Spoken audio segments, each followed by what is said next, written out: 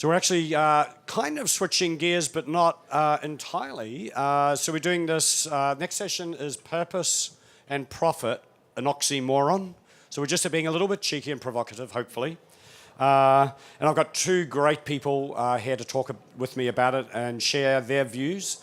So we've got Todd Tillerman, who's a repeat Twinian now, now the president of Hershey's. Before that, he was president of North America for Unilever, so that was very exciting. And Anne Black, president and CEO of Goldman Sachs Give, and a managing director at Goldman Sachs. So both fantastic brands. And I think everybody's talking about purpose, and I'm all for purpose and profit, and purpose-led investment and sustainable investment.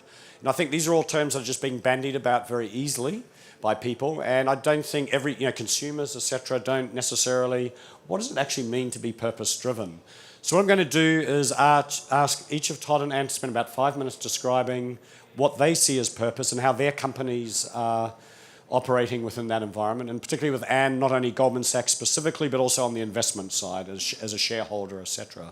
So we're going to ask Todd to lead off, and Michelle Buck, the CEO of Hershey's, I read in an article, said actually Hershey was the original purpose-driven company 136 years ago. So Todd, why don't you explain that to us? Huh? Your facts are close. Close? We have our 125th anniversary next year. I'm always exaggerating. It's terrible. Sorry. Yeah, I think this is a good question because we look at it that it's what it's not is corporate social responsibility. It's much broader than that. And with the Hershey Company, it was really back to our founder, Milton Hershey, who had a belief that to do well, you need to do good. And he had this, it really resonated with Governor Hickenlooper, that this idea of community and bringing people together and thinking much more holistically. So at that time, chocolate was really reserved for the wealthy, and he had this vision of bringing the goodness of chocolate, which warms your heart and melts the distance between people, but to make that common. And as he did that, he built housing, he built entertainment, he built healthcare, and really created a community. And I think when we talk about purpose, it's the idea of why do you exist? And it's much more than kind of just giving in a remuneration or in a monetary way. It's thinking about what role do you provide in society. And this is one that day 3 for me was quite striking as I joined on as president of Hershey, because I had been doing purpose-driven work with Dove at Unilever, with Ben & Jerry's. I was going to our factory in West Hershey, and our head of supply chain took a detour and took me to the top of a hill, and it was Milton Hershey's final resting place. But from there, you saw the community, you saw this powerhouse business, and you saw a school that helps underprivileged children succeed and prosper. There's now 2,100 children in the school, and it's really quite amazing. It's palpable if you've been there, if you've gone to Hershey. And, I think the way we look at it is that we're continuing that legacy. We're contemporizing in some ways. Just on September 13th, we've launched a new campaign for Hershey the brand, which is our flagship brand. And that is all about heartwarming the world. And the idea is that when you give a Hershey bar, we give not only one but two. One for you to enjoy, but one for you to pay it forward. And it's amazing when you do that, the smiles it creates and the connections it creates. And so it's really about bringing people together. And I think that's an enduring purpose. Okay, cool. So I've got a couple of questions, but I'll switch to Anne first, to Goldman Sachs. You've got the Goldman Sachs Foundation, Goldman Sachs Give, and then Goldman Sachs. Do you want to kind of take us through that, Anne, and the investor side as well? Happy to. And I know you've only got a few minutes, I'm sorry. fine. Probably take half an hour. A delight to be here, back in my hometown. I grew up in Evanston, so it's fun to be back here in Chicago. But I must say I was almost laughing. The irony of all the preconceived notions of Goldman Sachs and putting me next to warm, heartfelt chocolate and Hershey. Yeah, I know. I'm just realizing the pain. But you've been set up, sorry. Yes. And you're in an But I'm delighted to be here. And I think Goldman Sachs is actually coming up on our 150th anniversary next year. And I've had the great privilege of working at Goldman for the last decade on our be initiatives. And prior to that, interestingly, I worked at the American Museum of Natural History in New York, where we also were founded in 1869, coming up on our 150th. And there I learned, actually in an exhibit that we had done at the museum about human origins, and it was basically a study of Darwin, and I was introduced to the Lascaux drawings, I remember at that point, from the curator. And when I was thinking about your introductory remarks, Rob, and the power of storytelling and how important that is in the work that I bet all of us here do. And certainly as a bank doing this work, I am responsible to report into our board on the investments that are done by the Goldman Sachs Foundation or Goldman Sachs Gives and the ROI on those investments. But I think there's something very important for all of us to remember about the power of storytelling and that sort of last mile, whether it's the impact of the work that the governor was discussing or for any of us. That, I think, is actually what motivates so many of us in the design of our programs. Certainly the data speaks, but I think there's so much to be said also for the anecdotal work. And with the theme, I will say, of purpose and profit, Goldman Sachs Gives is a philanthropic fund. We put money in every year that is from our partners' compensation pool. So the top people of Goldman Sachs on December 31st of every year, the CEO and CFO reverse out money from the partner compensation pool and put it into Goldman Sachs Gives, from which we can then support nonprofit organizations globally.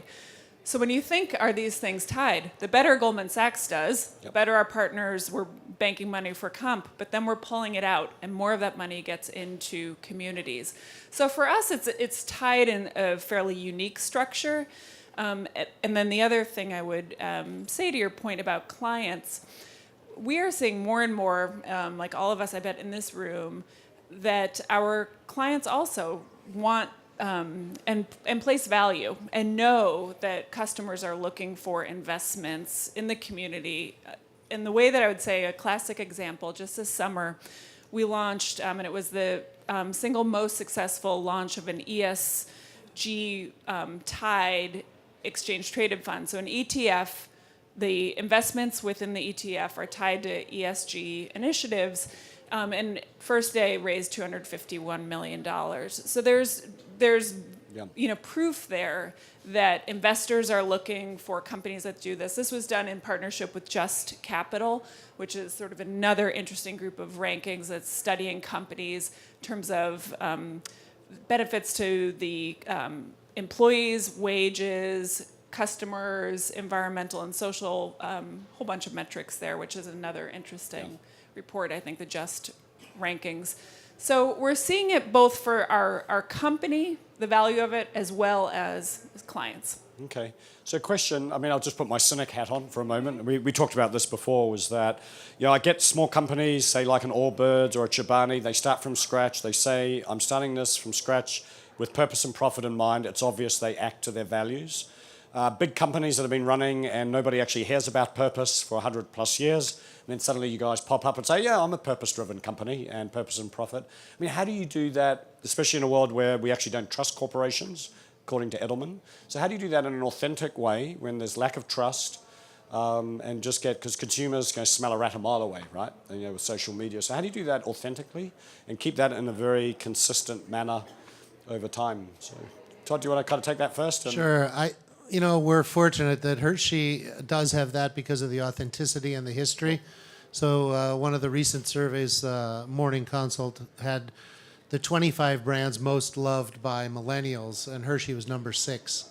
And among Gen Z, it's number 5. And so it's there, but it's been because of the authentic way we run the business at every touch point, less to the fact that we've talked about it publicly. We've always had a bit of a reservation there that we do good and we let that show itself versus using it to promote the business. I think with this new Hershey campaign, we're more front and center.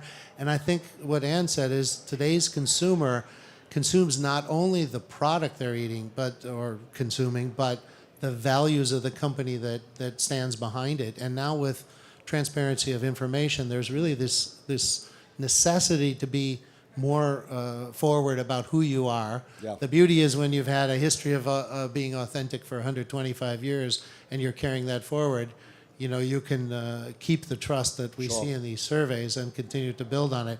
I think some of the legacy large businesses are going to be challenged because the startups start as the insurgent, challenging these conventions and bringing a balance. There's certainly we see a connection between doing good and doing well. There's a commercial value. Yeah. And that's important because otherwise you can't sustain this over time. Absolutely. We all live in with the commercial realities, but we see that brands that have figured out and are authentic are growing faster.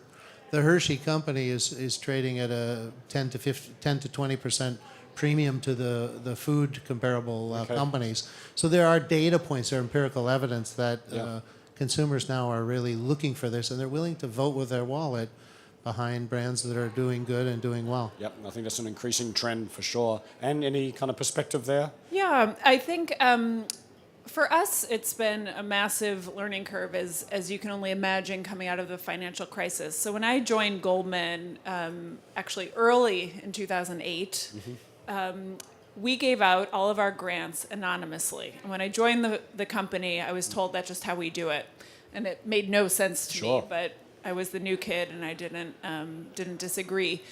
Obviously, we went through a massive internal crisis in terms of how the company was perceived and our entire value proposition when the financial crisis happened. And so at that point, even though we had been, frankly, a big player in the philanthropic space for the length of our company's existence, we had to be more public. The narrative was being written about Goldman Sachs instead of us being out there and creating it. And again, I think that gets to this concept of storytelling and who are you. As an investment bank, we're never a Main Street bank, so we didn't really have a brand with customers.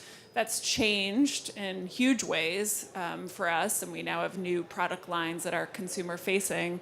But I also think what we realized, to be honest, the vitriol was obviously so strong, there was going to be no ability for us to get out there and talk about Goldman Sachs giving $1 million here, $1 million, whatever it was. Yeah. So in fact, there we actually just were, sort of put our heads down and did our work. And if the last mile recipients were out talking about the value of an investment, as we had done, for instance, through our 10,000 Women program, that was a $100 million investment to train 10,000 women entrepreneurs in emerging markets, which is what I worked on when I first joined the company. If those women scholars in Nigeria or Egypt or Afghanistan or China, whatever, were able to talk about how going through the program that we had funded increased their revenues, increased their job growth, allowed them to mentor other women, that was far better than any of us talking about our I think it's key work. to have other people tell your story because Exactly. more credible. Absolutely. Let's talk about employees, because I was mentioning Aubrey Curtis, who's the co-lead of sustainability at Creative Artists Agency, and they do work with other companies. She said what they see is a lot of companies are talking about purpose and doing it in the outside world, but they forget about their employees, and they're all busy outside. I mean, what role do employees play in a purpose-driven company? Do you want, Sure, yeah, I'll why don't you go start. first? For us, it's an interesting time. So actually, in less than a week, we'll have a new CEO taking the reins. And for David, there's been an increased focus, obviously, on diversity, which is hugely important across the financial sector, and for a lot of our clients, especially those in the technology sector. So there's a couple of things we're doing there internally. We've made the commitment to be a 50-50 workforce for our hiring classes within the next 5 years. But I also think that there's the ability, when we look at our workforce, it's 50% millennial. And I'm sure most of us have read the studies. Millennials need this. They sort of bring their whole selves to work. So there's no longer a separation in the way that, for instance, my father might have felt. He went to his job for many years, and then he went home and he had his home life. Well, now these millennials, They want the company to really reflect them. So we're running one of the initiatives that we launched a couple years ago out of Goldman Sachs Gives is a competition whereby our youngest employees have the ability to organize into teams, and then we have a sort of a very Shark Tanky, fun competition by which they can pitch organizations to win a grant. And it's a big global competition within our firm and been incredibly fun. I think both it's a great way for our young people to apply their analytical skills. They learn how to study nonprofits and measurement and impact. And then they get to present in front of our senior-most committee of Goldman Sachs people. So stuff like that has really been taking off. And I would encourage if any other companies are sort of interested in, I'm happy to share how we modeled that if it would be something you'd ever want to do. Yeah, in no, your it's a company. great example of engaging employees. Yeah, I mean, Todd, you get your employees pretty involved. No, I think this is essential. I don't think you're authentic and purpose-driven if you don't have that deeply rooted, and it's in the heart of the employees. We talk about Hershey in the heart. Yeah. And our employees are deeply connected with the history, the purpose, the vision of the company. And they're involved. We've just had them involved. We had closed our offices, our sales offices, Wow.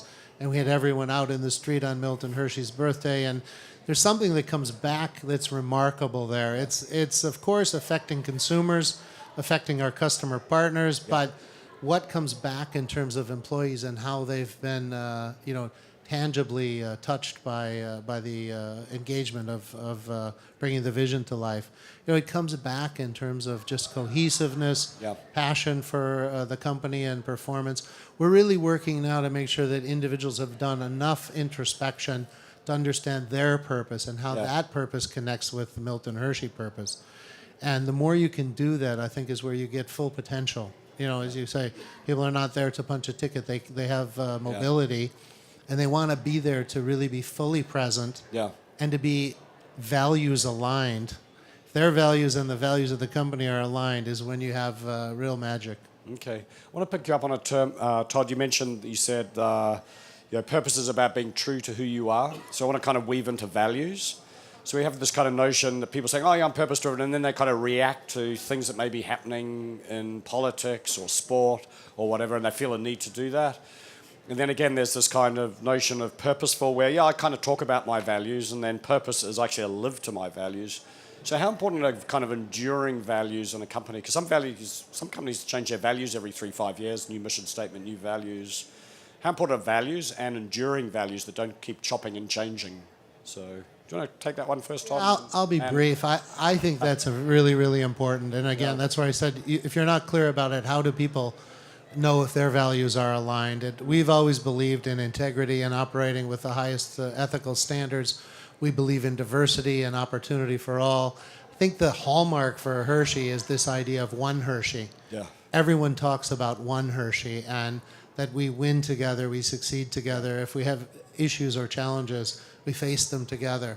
And there's this cohesiveness. And those are things that I think separate us from others. But these are values that kind of handed down from 125 years ago, right? These are consistent. That's pretty amazing. Anne? Yes, I think for one of the things that I thought was interesting when I joined Goldman, and I've had a couple different jobs in my career, obviously at this point, and the number of interviews you go through to get into Goldman sort of astonished me. There's not the ability to have one person invite in their friend to the company to get a hire done. So there's many people from different perspectives who help, and what that does is it reinforces the value and the culture of the company. And we are even, as a part of our reviews, there is something, culture carrier, on which you're measured on. And so there's all of these types of things within Goldman Sachs that I think help the firm to continue to have sort of a very thick culture. Okay. And those are values that are sort of passed on in many different ways and many different networks and things like that. Okay.